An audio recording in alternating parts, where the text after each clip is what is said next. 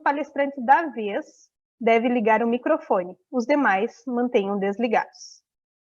Para iniciar os trabalhos, convido a primeira palestrante, a doutora Líria Cavalheiro, ela que é advogada, mestre em Direito pela Universidade Católica de Brasília, formada em Direito pela Universidade de Brasília, em 1994, consultora e advogada na área do direito empresarial, envolvendo todas as questões alusivas do direito do trabalho, incluindo a área sindical, além do direito administrativo, direito tributário, comercial e civil.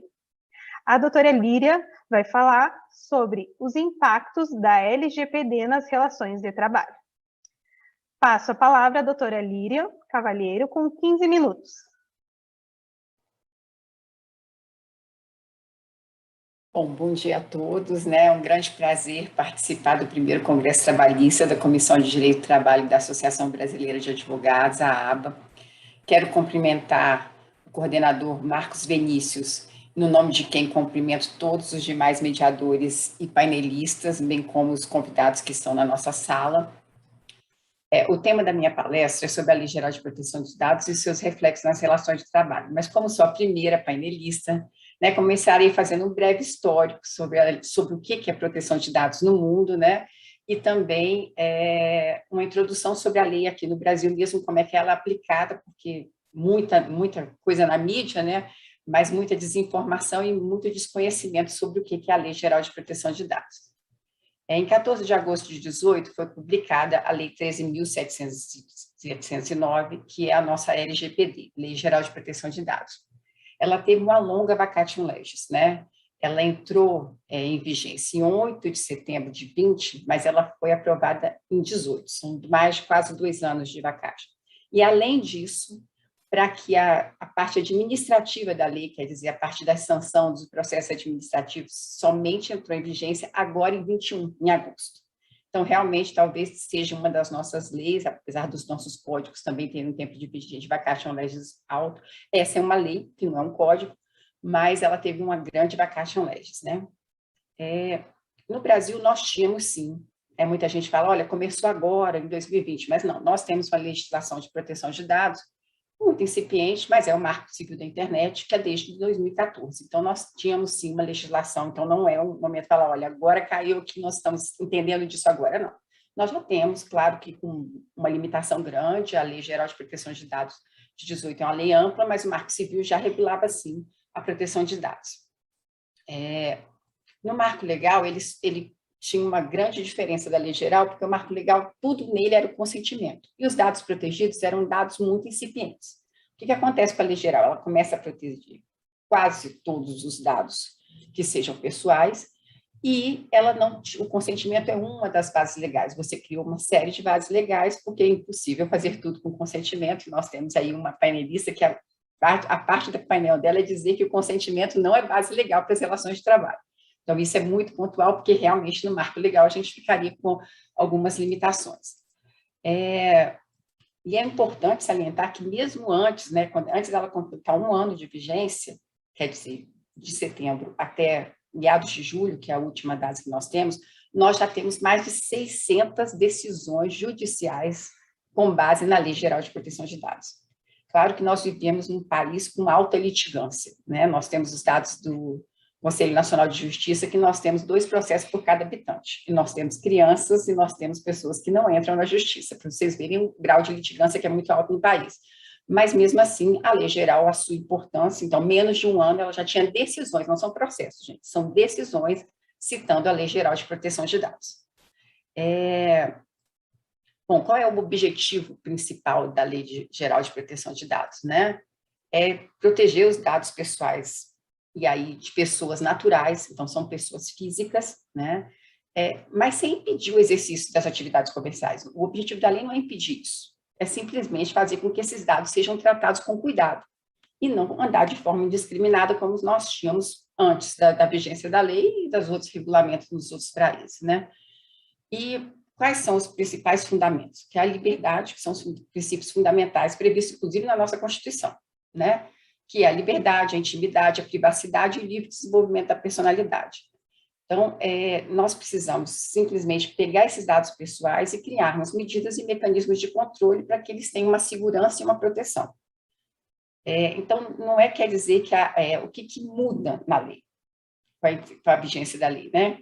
É que antes você usava essa proteção de dados pessoais somente como boas práticas das empresas no país, né? Boas práticas na área do consumidor, boas práticas também nas relações de trabalho, e agora é uma obrigação legal. Mas isso já deveria existir, porque a gente já tinha várias legislações, as quais o Brasil, como um grande player mundial do comércio, já estava submetido a essas legislações, como é o caso da legislação da União Europeia. Mas é importante, outra coisa que né, nós falamos assim, você ouve isso demais, principalmente nos painéis que começaram aí no ano passado, muita gente falando, nossa, mas o Brasil criou uma nova jabuticaba, é uma coisa que só tem no Brasil. Não, completamente equivocado, né? Os países que não têm lei geral de proteção de dados é que são a minoria no mundo. Então, nós temos, e nós somos, né, nós estamos entre as 20 economias do mundo, nós já tínhamos legislação em todos os países. E olha que coisa interessante. O Mercosul já tinha legislação desde 2020. Já tinha uma previsão de legislação de proteção de dados. No Mercosul, nós somos o último país a ter legislação de proteção de dados. E na América do Sul toda, nós temos o problema dos países, né, subdesenvolvidos ou em desenvolvimento, dependendo aí da característica do governo que está naquele momento. Só nós, nesse momento, eu acho que somente, tirando ali Guiana Francesa, aqueles lá de cima, mas os maiores países, é só a questão do Equador que está sem a Lei Geral de Proteção de Dados. Então, inclusive, a Venezuela tem Lei Geral de Proteção de Dados, tá? Nós temos muito aí. Colômbia, extremamente antiga. Depois eu vou colocar essas datas para vocês verem como é que é interessante, como que a gente começa a fazer um denominador comum de alguma legislação, como se ela fosse uma coisa, né, que surgisse agora, mas que já, na verdade, é uma falácia em relação ao LGPD, porque isso já existia há muito tempo em todos os países. Historicamente, a proteção de dados nasce nos anos 70. É claro que nós tínhamos discussões ali no pós-guerra sobre proteção de dados, mas ela nasce como legislação, né, no direito alemão, com a Lei de Proteção de Dados Pessoais de Land e de Hesse. Né? E quase todos os fundamentos que nós temos hoje nas proteções de dados no mundo todo se baseiam também num princípio que foi desenvolvido pelo direito alemão, que é o da autodeterminação informativa dos titulares dos dados. O que isso quer dizer? Eu, como titular do dado, tenho o direito de saber se você tem meu dado, como é que você cuida do meu dado e quando você descarta esse dado. Né? Tem direito à retificação desse dado. Claro que muitas das vezes, e aqui no nosso caso especial das relações de trabalho, a questão de fazer, de retirar esse dado do banco de dados não é uma função de quem fornece os dados nas relações de trabalho, porque nós temos outras bases legais, como eu falei para vocês, não é o consentimento. Então, mas ele tem direito de saber. Ele pode não ter direito de eliminar, mas ele tem direito de saber tudo isso. Então, essa é a autodeterminação. E isso vem todo do direito alemão. E tem a primeira decisão que nós temos em proteção de dados também é do direito alemão, que é em 1982, decisão, que é sobre o censo alemão. Para saber, e aí a gente vê, é só empresa, é só informática. Você imagina, em 1982 os computadores ainda eram incipientes. Mas era para saber no censo, quando era coletado aquele dado, o cidadão tinha direito de saber o que era feito com aquele dado e como é que ele era tratado. Então, isso já é uma decisão da Corte Alemã de 82, que é a lei do censo. Mas antes disso, em termos de legislação, isso era uma decisão judicial. Em 1981, o Conselho da Europa cria a Convenção 188 para tratamento de dados. Então, nós temos desde 81, né, ainda era União Europeia, nós tínhamos já essa base de proteção de dados para a comunidade europeia naquele momento. Depois, em 95, surge a Diretiva 43, e aí já, ainda na comunidade europeia, que faz toda a definição básica do que é dado pessoal, o que não é, e outras delimitações importantes. Essa diretiva ela é de 95. Né? Então, vamos aí, 2005, 2015, ela já tem 30 anos e ela serve de base, porque ela pega muito desse direito alemão, e ela serve de base para tudo que nós temos de legislação posterior a ela. E aí, Em 2016, foi publicada a General Data Protection Regulation, que é a GDPR, que é o que todo mundo já conhece, que a gente usa muito aqui no Brasil, tradução do direito português e Regulamento Geral sobre Proteção de Dados, que é a 679, né? E aí ela também tem uma vacatio legis grande, porque ela é publicada em 16 e entra em vigência só em 18. Por quê? Porque atinge toda a comunidade europeia, né?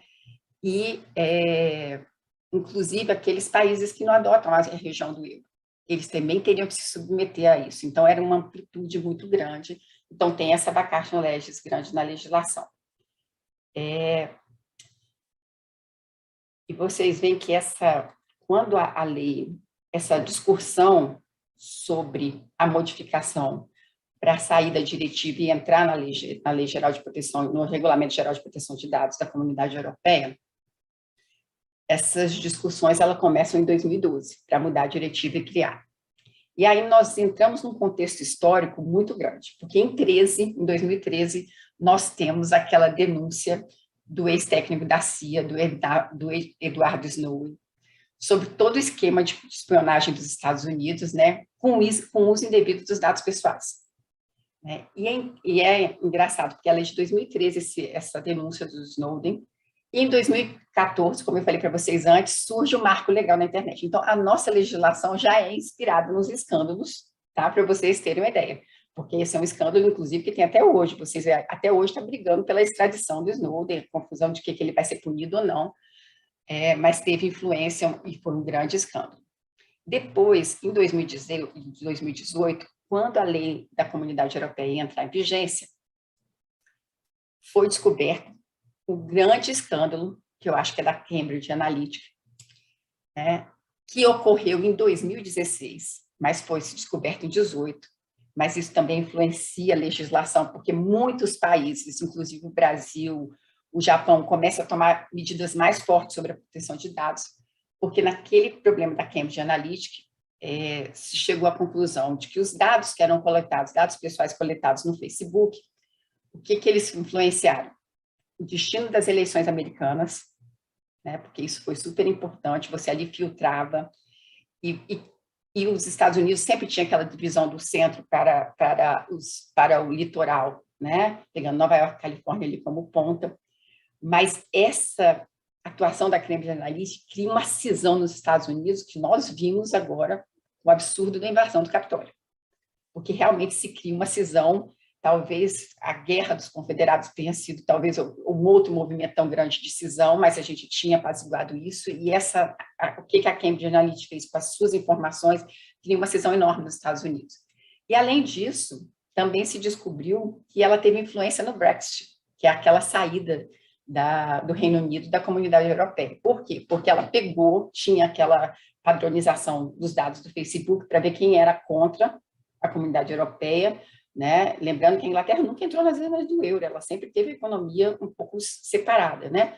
Mas mesmo assim, pegou todas essas informações, com essas informações ela conseguiu que o pessoal fosse votar, porque não acontecia isso, e mudou o destino. Nós temos aí, os reflexos são grandes agora, mas vamos ter reflexos futuros maiores em relação a essa questão do Brexit. Então, com isso, em 2018, nossa legislação é publicada. Então, a legislação europeia, que já era de conhecimento de todo mundo desde 2016, entra em vigência no início do ano, e a nossa lei é publicada. E a nossa lei, eu não vou falar que copiou toda a GDPR, porque ela é maior do que a nossa lei, mas, assim, ela tem todos os princípios do regulamento europeu, né? Inclusive em relação à questão de multa, tudo isso. Qual é a diferença? Porque lá, como é a Comunidade Europeia, os países membros teriam que criar as suas próprias autoridades. Então, todos os países membros têm as suas autoridades. E essas autoridades acabam criando algumas jurisprudências. E, por incrível que pareça, o que a gente mais usa aqui no Brasil é a jurisprudência do Reino Unido, porque ele foi o que usou mais forte a lei de proteção de dados, mesmo saindo agora da Comunidade Europeia. E aqui no Brasil nós criamos uma autoridade única, inclusive pelas características do país, né?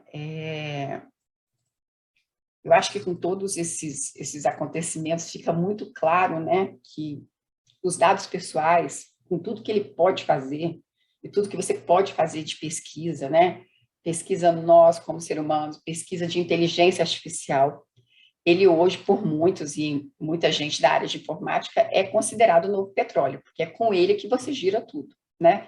Você pode abalar democracias como a americana, fazer com que coisas que davam certo do ponto de vista econômico, como o caso da Inglaterra, mudem, né? Porque você não tem informação para todos, você consegue acessar quem não tem informação. Então, realmente, os dados pessoais é o novo petróleo, é o que você tem de mais importante. E por isso, toda essa briga vocês estão acompanhando, ainda cada dia que passa tem mais denúncia no Facebook, né, e o Facebook aí, entendam, Facebook, Instagram, WhatsApp, né, porque ele tem esse domínio das informações e cada dia que passa ele vem sendo mais restritivo nisso, mas é uma coisa irreversível, porque nós temos aí a rede social e você não tem como reverter. O que você tem, como eu falei lá atrás, o que a gente tem que fazer aqui no Brasil, não é reverter.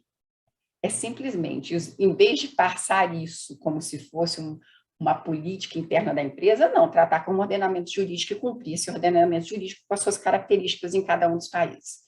E nos Estados Unidos, é interessante porque vocês veem aquele debate todo do Facebook no Senado americano, mas os Estados Unidos ele não tem uma legislação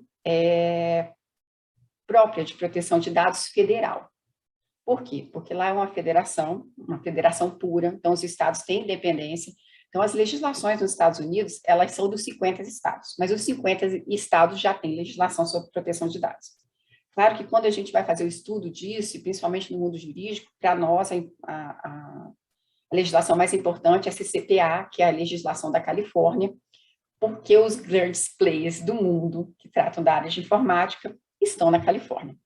Então, essa é uma legislação com a característica um pouco diferente do que tem o regulamento. E nós, e aqui no Brasil e outras legislações, porque lá eles veem mais a parte econômica do alcance, quer dizer, o tamanho do dano que faz, e não a possibilidade do dano. Aqui nós temos a possibilidade do dano, e ela tem coisa... você como fazer coercitivo através de reclamação junto à autoridade, como é possível também no regulamento europeu. Lá no americano não, tem que ter reflexo econômico. No americano, o californiano, tá? E aí eu estava querendo dizer para vocês, olha, primeira legislação de proteção de dados na Argentina é de 1994. Bom, vamos falar da China. A China tem legislação desde 2017 também. Então, também não tem. Índia, desde 2000. Indonésia, né, que todo mundo fala muito, problema da democracia, 16. Então, nós temos, assim, Malásia, 2010. Então, realmente, falar que o Brasil, que a gente criou alguma coisa, não criou nada. A legislação já existia toda no mundo, né? A legislação aqui no continente americano, na América do Sul, mais antiga é da Argentina, e logo depois vem Chile, mas Colômbia também já tem. Doutora Líria, oi. Perdão, vou lhe interromper, mas... Tá, quantos minutos? Já acabou, a gente tá ótimo, mas a senhora tem mais um minutinho. Tá, gente, e aí eu não entrei no assunto, Marcelo, vai ficar para você já está rindo, que são os reflexos nas relações de trabalho. Mas os reflexos nas relações de trabalho, gente, o que eu acho que é mais importante, tá, a gente entrar nessa questão das relações do trabalho, é que a lei, para as relações de trabalho, ela vai desde a pré-seleção até o pós-contrato de trabalho. Então, a pré-seleção tem que ter regra, né? Inclusive daquele candidato que você recebe o currículo, ou aqueles que você recebe pela imprensa. E ele tem que ter regra, inclusive, principalmente sobre a questão de como armazenar o tempo de descarte e se há compartilhamento ou não, né? E no contrato de trabalho, o que é mais importante? É você ver dentro das características de gestão do seu contrato de trabalho, do gestor, você informar o seu empregado, e isso precisa ser informado, né, com quem você compartilha os dados. E hoje nós temos várias formas de compartilhamento. Tem com o governo federal, que é cumprimento de obrigação legal, e nós temos com as normas coletivas de trabalho. Plano de saúde, seguro, tudo isso é compartilhamento de dados. Então, nós precisamos ter isso muito bem regrado e isso informado para o empregado, né? E, por fim, acho que para concluir aqui, e Bruna, me desculpa, mas é complicado, os 15 minutos é duro, o Marcelo está rindo, porque ele já tinha falado que era complicado, né? Graça Leite, que está aí comigo, também sabe, difícil isso. E a parte que você tem do descarte dos dados, né? Nas relações de trabalho, gente, é o mais difícil de você fazer esse descarte. Porque nós temos prazos legais diferentes. Nós temos prazos legais para o contrato, que é aqueles 5 anos. mas nós temos a parte de atestado médico, de dado do menor, que esse tem 10, 20 anos, PIS. Então, assim, todo esse regramento de descarte é um regramento muito complicado em relação aos contratos de trabalho, e isso tem que ficar claro para o empregado o tempo que você fica com ele, desde o processo que ele está selecionado. Né? O pré-seleção é um período mais curto. Mas é importante ter isso informado. E outra parte, para finalizar mesmo, Bruna, são as políticas. A empresa tem uma política clara de tratamento de dados, que tem que ser informado ao empregado. É política clara de comunicação, WhatsApp, Telegram, rede social, e-mail. Isso precisa ficar muito claro na relação com os empregados que trabalham principalmente na parte da administração, né? Mas a política clara de tratamento de dados da empresa para que o empregado siga e para que a empresa também tenha segurança em relação a isso, principalmente na questão dos vazamentos, e fazer os ajustes de todos os contratos de trabalho, porque nós temos todo mundo que foi admitido antes de 20, que precisa ter isso. Gente, me desculpe, eu quero só agradecer por último. Jamila e Gracileide, obrigado pelo convite, doutor Esdras também, pelo desenvolvimento da associação. Então, um abraço, obrigada a todos. Desculpa, Bruninha. Tá, um beijo. Imagina! Nós que agradecemos, doutora Líria, o tema é atual, importante, né? Apesar que nem a senhora disse que já vem um tempo que a LGPD já tem uma influência, né? Mas a gente tem que ter uma atenção especial, principalmente as empresas, né, com cuidado com os dados dos empregados, né, e a gente que agradece, olha, pela gente, a gente pode ficar ouvindo a senhora o dia inteiro, porque é um tema realmente muito importante. Então, a gente agradece muito a senhora por tratar desse tema com tanta simplicidade, com tanta leveza e trazer para a gente muito conhecimento. Obrigada, doutora Líria. Sigam as nossas redes sociais da aba _nacional e a Comissão de Direitos do Trabalho da aba. Se inscreva no nosso canal do YouTube e se alguém tiver interesse, venha conosco, venha se filiar na aba, que eu tenho certeza que vocês vão gostar muito e não vão se arrepender. Venham para essa família.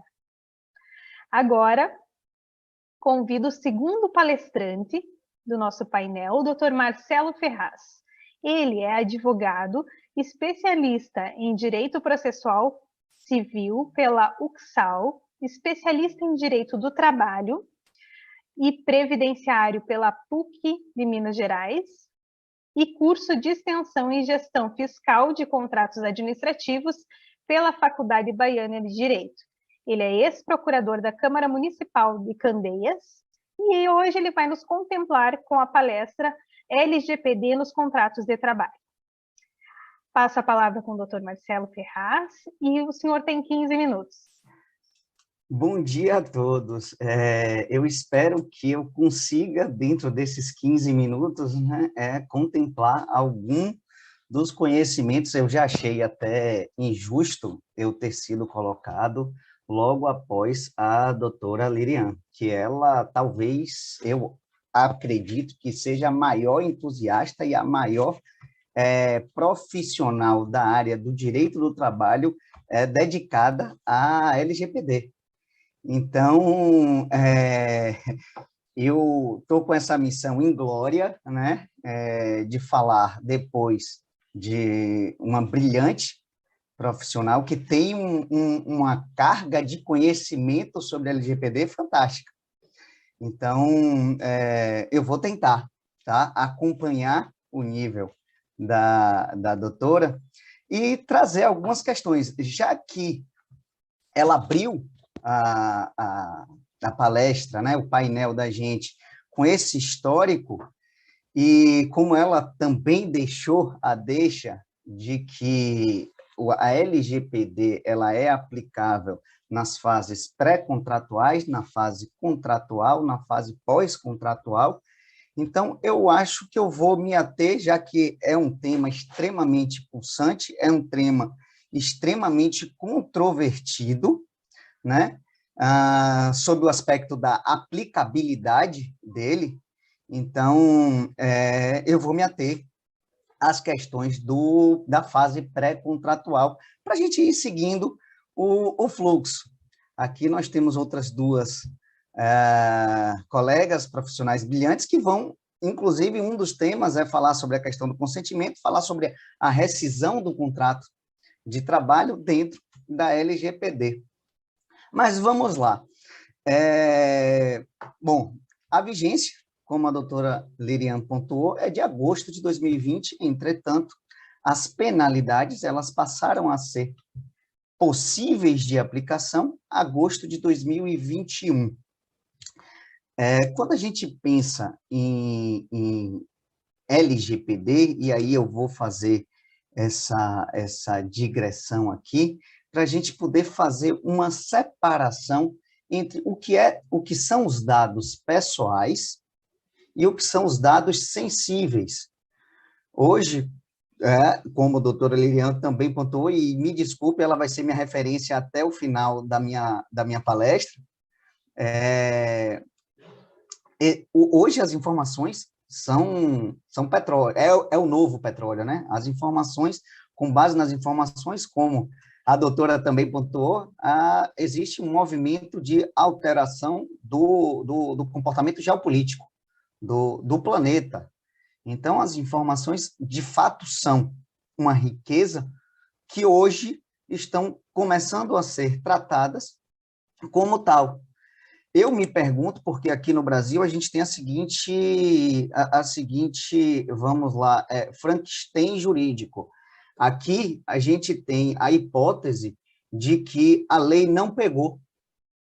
Eu não conheço em nenhum outro país, ou não conheço nenhuma outra legislação que a gente possa pontuar, a lei aqui não pega. Não existe. Se é lei, se existe o cumprimento determinado, positivado, não tem por que haver o não pegou. E eu ouço muito dos até colegas da área, ouço de não colegas estudiosos da LGPD, mas eu escuto de colegas da área jurídica, de empresários, falando, essa lei não vai pegar. Bom, é uma lei que não vai pegar, porém, já tivemos, salvo engano, aí eu posso estar errado, a doutora Lirian pode até me corrigir, eu acredito que a Cyrela, não na área trabalhista, não na seara trabalhista, mas foi a primeira empresa a ser punida pelo não tratamento adequado dos dados dos seus clientes. Então, um cliente específico, aí eu vou contar o caso, um cliente específico passou a receber mailing, passou a receber marketing pós-LGPD de arquiteto, de empresas de móveis, empresas todas ligadas de cortina, gesso, e ela ingressou com uma demanda contra a Cyrela, uma vez que ela só tinha comprado o apartamento. Então, não pegou, mas alguns vão ser pegos para Cristo. Alguns vão pagar alguns milhões até se entender que pegou, de fato. E aí, até fazendo uma meia-culpa para todos nós profissionais, quando a gente pensa em dados pessoais, são dados pessoais como nome, CPF, número de identidade, são dados que podem nos individualizar ou que pode nos colocar num grupo de pessoas individualizáveis. Então, isso são dados pessoais. Esses dados pessoais, eles não precisam ter o mesmo tratamento e o mesmo cuidado dos dados pessoais sensíveis. O que são os dados pessoais sensíveis? São aqueles dados que podem vir a causar ao titular do dado um constrangimento.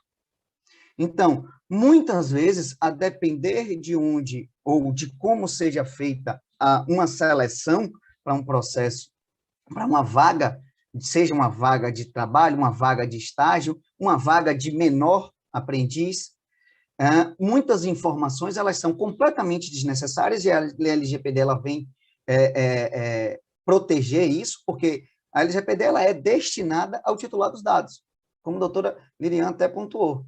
Então, muitas dessas informações são desnecessárias e são colhidas simplesmente por hábitos passados nos contratos ou nos currículos ou no preenchimento de determinadas fichas.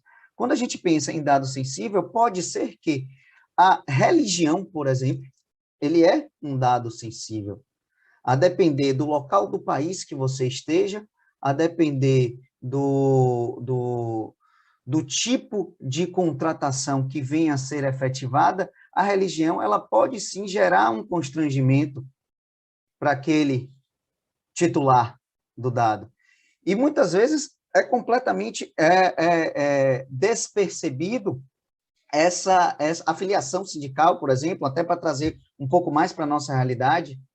Isso pode definir níveis de contratação e é errado. E a LGPD ela vem exatamente para poder frear isso. São 10 princípios, e aí básicos, né? Básicos não, porque seriam os 10 princípios que constam na própria lei, mas desses 10 princípios, 3 não se pode se perder de vista jamais quando se trata de LGPD.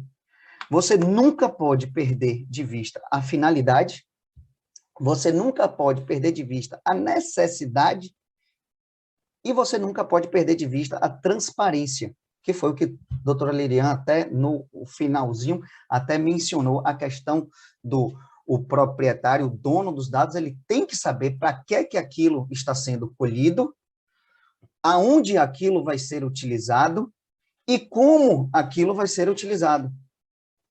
Então, quando a gente pensa hoje em dia, e aí voltando até para as nossas características do nosso trabalho mesmo, nós advogados, donos de escritórios, nós advogados, advogando para empresas, quantos de nós aqui não recebe currículo por WhatsApp? Quantos de nós não recebe o currículo físico do advogado que bateu ali na nossa porta e entregou o currículo físico? Quantos de nós não recebe por e-mail? Então, todo esse movimento está sendo compartilhado dados pessoais e talvez dados sensíveis, e os dados sensíveis eles são puníveis de uma forma muito mais rigorosa, a própria lei ela traz essas determinações. Inclusive, deixa eu fazer só uma observação, qual é o meu tempo aqui, para eu saber se eu corro ou se eu vou um pouco mais devagar. O senhor tem tempo ainda, pode ficar tranquilo, está Ótimo. com 9 minutos.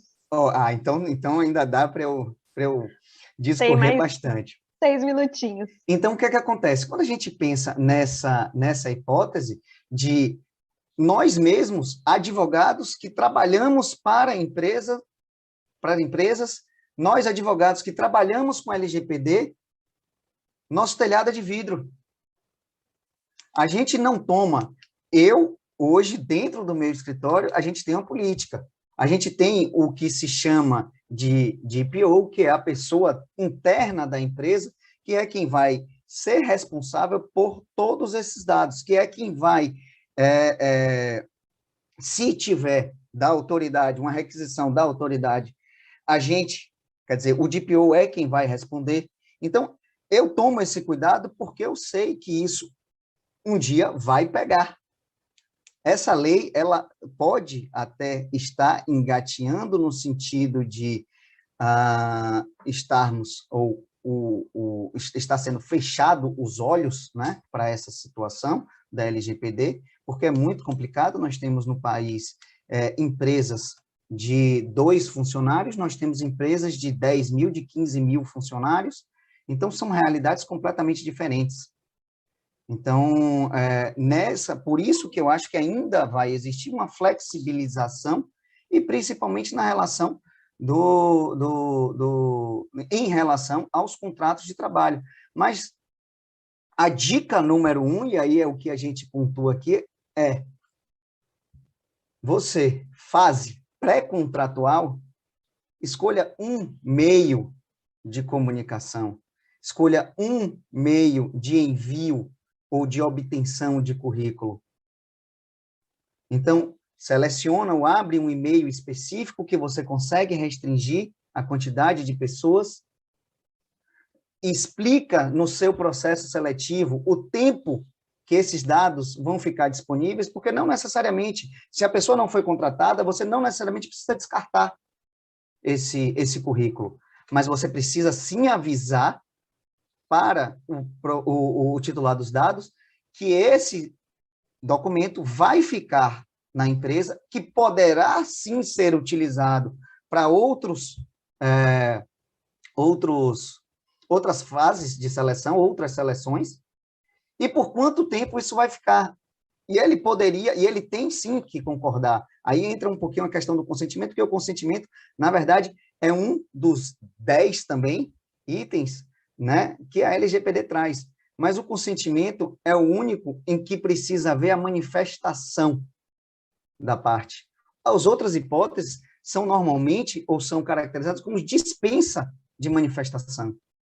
Então, independente do que o titular do dado venha a trazer, você poderia, sim, seja por obrigação legal, como a doutora Lilian mencionou, a questão da Alemanha, o censo, e o censo ele vai, sim, trabalhar com dados sensíveis, o censo vai perguntar qual é a sua cor, o censo vai perguntar qual é a sua etnia. Então, quando você, e aí retomando a nossa explicação da fase pré-contratual, quando você recolhe ou detém ou obtém essas informações, e aí minha preocupação, e aí meu foco, o foco da minha palestra é voltado até mesmo para nós, advogados, porque nós não temos esses cuidados. Eu, recente, descobri no meu escritório um arquivo, uma pasta, em que era só de currículo. Falei, meu Deus, o descarte disso e o descarte do documento talvez seja a parte mais complexa da LGPD. Você colocar ou você adequar os contratos de trabalho é fácil. Você fazer a contratação da forma que a LGPD recomenda é fácil. Agora, você armazenar os dados e você descartar esses dados, aí é de um grau de complexidade muito mais trabalhoso, dificultoso, e que pode, sim, num eventual vazamento de dados, desconheço, talvez pouquíssimos escritórios no país, pouquíssimos escritórios de advocacia no país, eles tenham um sistema para o vazamento, já tem a estrutura para vazamento de dados. Então, você tem hoje escritórios de advocacia que eles estão se especializando em processar empresas por conta do vazamento de dados. Existe um nicho que está sendo criado exatamente pela falta de cuidado no armazenamento e na falta de cuidado do descarte desses dados. Então, é realmente algo que precisa ter muito cuidado, que precisa ter muita atenção, que precisa ser tem que ser muito levado a sério, e me desculpe se a construção da frase não ficou bonita, mas é isso mesmo, precisa de muita seriedade quando a gente está tratando de LGPD, e que, honestamente, eu não vejo essa seriedade com nós, advogados, e a seriedade ou responsabilidade com as empresas pelas quais nós advogamos. Então, é muito interessante a gente poder abrir esse congresso, podendo tratar de um tema, tempo esgotado, então só vou precisar de mais 30 segundos. Tudo bem, Bruna? Então, o que é que acontece? É importante e é muito interessante a gente tratar de um congresso em que o mote do congresso são 80 anos da Justiça do Trabalho. Falamos e estamos, sim, apesar de uma reforma trabalhista, apesar das reformas constantes, uma CLT de 1943, e hoje nós estamos falando de tratamento de dados. Nós estamos falando de tecnologia, nós estamos falando de ciência, nós estamos falando de evolução. E o que é que isso pode trazer para a nossa justiça? O que é que isso pode trazer para nós profissionais?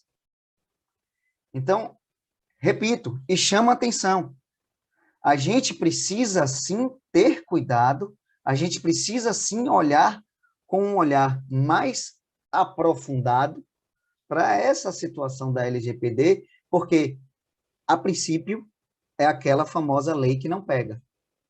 Mas não se enganem, daqui a 2, 3, pode ser que sejam 4 anos, teremos empresas sendo condenadas em altas condenações por falha no tratamento de dados.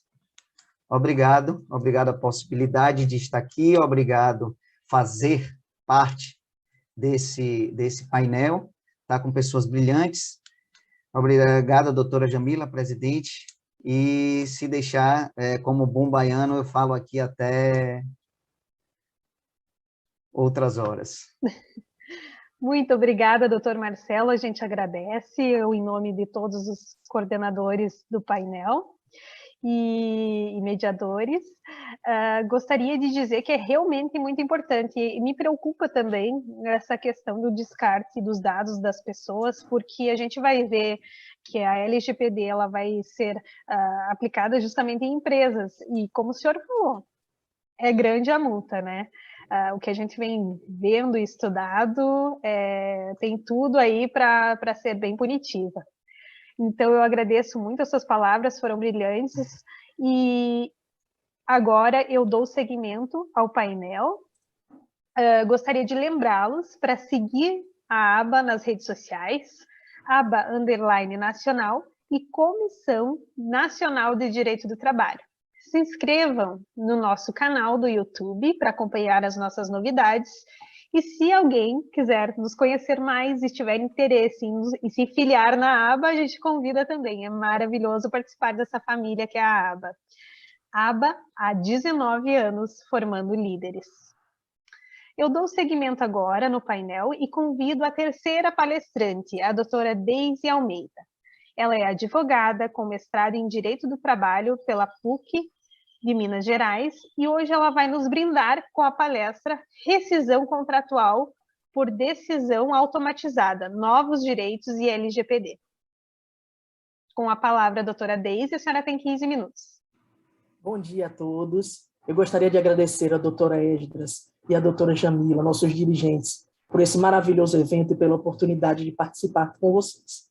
Os palestrantes que me precederam, certamente não conseguirei me equivaler no brilhantismo e nas palavras, mas tentarei aqui passar um pouco da nossa experiência, um pouco dos nossos estudos sobre um tema tão espinhoso, né, que hoje é a LGPD.